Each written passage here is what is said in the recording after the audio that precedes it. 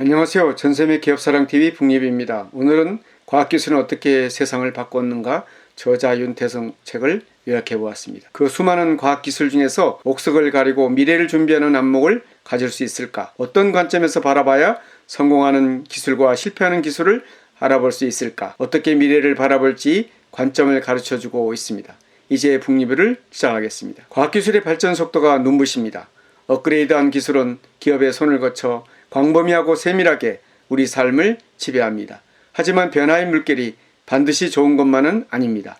누구에게는 기회가 될 수 있는 새로운 기술이 이를 이해하지 못하고 변화를 따라가지 못하는 사람들에게는 생존을 위협하는 덫이 될 수도 있습니다. 슬며시 미래를 바꿔버릴 수도 있는 과학기술을 이해하고 그에 대해 준비하는 일은 누구에게나 시급한 문제입니다. 책에서 제안한 기술혁명 4단계는 기술 창조, 기술 진화, 상품 개발, 시장 확장의 각 단계로 구분됩니다. 기술 창조의 단계는 습관이나 전통에 갇히지 않는 상상에서 출발해 세상에 필요한 기술을 만들어내는 단계입니다. 상상은 기술을 고안하는 착상의 시작입니다. 저자는 자신이 상상하는 미래를 초단편 소설로 표현해보는 연습을 통해 구체적인 기술을 찾아내고 나아가 특허까지 내볼 수 있다고 말합니다. 기술 진화는 개발된 기술이 가치를 평가받고 다른 기술과의 경쟁에서 이기고 표준으로 지정되는 단계입니다. 상품 개발과 시장 확장의 단계에서는 고객의 역할이 커집니다. 기술은 고객의 불만을 제거할 수 있어야 하고 고객이 어떤 기술을 사용하는지 전혀 알지 못할 정도로 기술이 눈에 띄지 않는다는 것은 이미 세상이 바뀌었음을 의미합니다. 과학기술이 세상을 바꾸는 4단계. 1단계, 기술을 창조한다. 과학기술은 상상에서 시작합니다.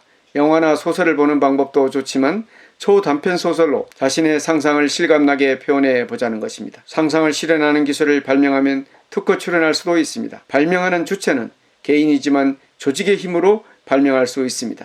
최근 인공지능의 힘으로 발명하는 사례도 늘어나고 있습니다.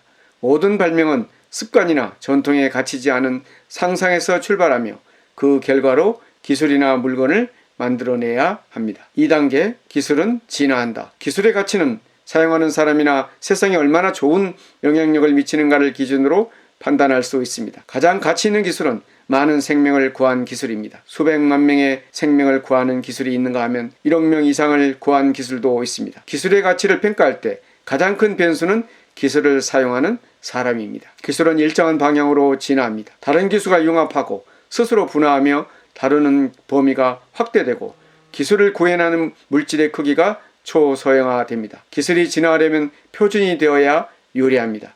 표준을 중심으로 생태계가 만들어지며 생태계가 커질수록 기술도 진화하기 수월합니다. 표준이 되려면 다른 기술과 경쟁해서 이겨야 하는데 기술을 유명하게 만들거나 기업을 유명하게 만들면 유리합니다. 3단계, 상품을 개발한다. 상품 개발의 출발점은 고객 입장에서 하는 상상입니다.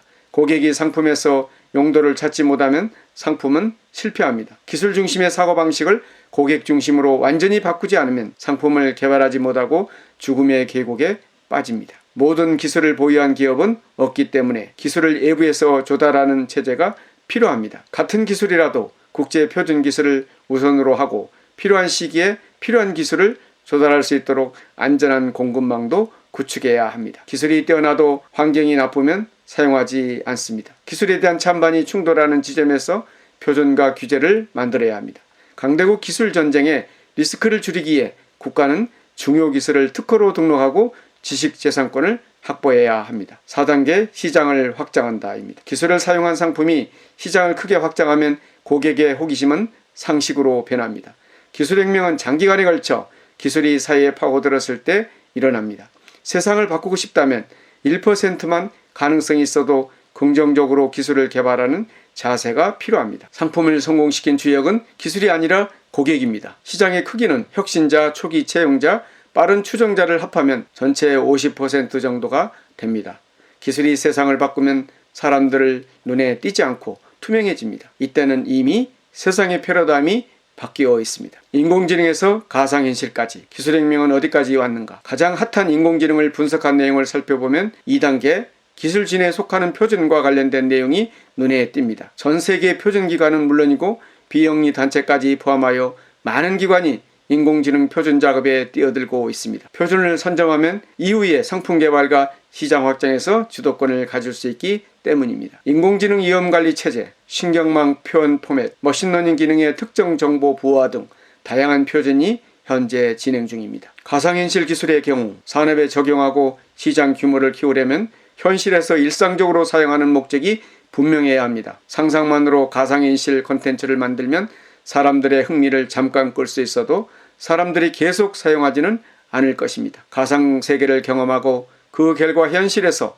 더 좋은 성과를 내야 시장이 확장된다고 덧붙이고 있습니다. 하루가 멀다 하고 바뀌는 과학기술의 발전 속도와 그 범위를 생각하면 기술 하나하나를 파악하고 대비하기란 무척 어렵습니다. 지금 알고 있는 지식도 금세 철진한 버전이 되기 쉽습니다. 이러한 시대라면 기술이 어떤 방향으로 가고 있는지를 전체를 조감하는 게 더욱 중요합니다.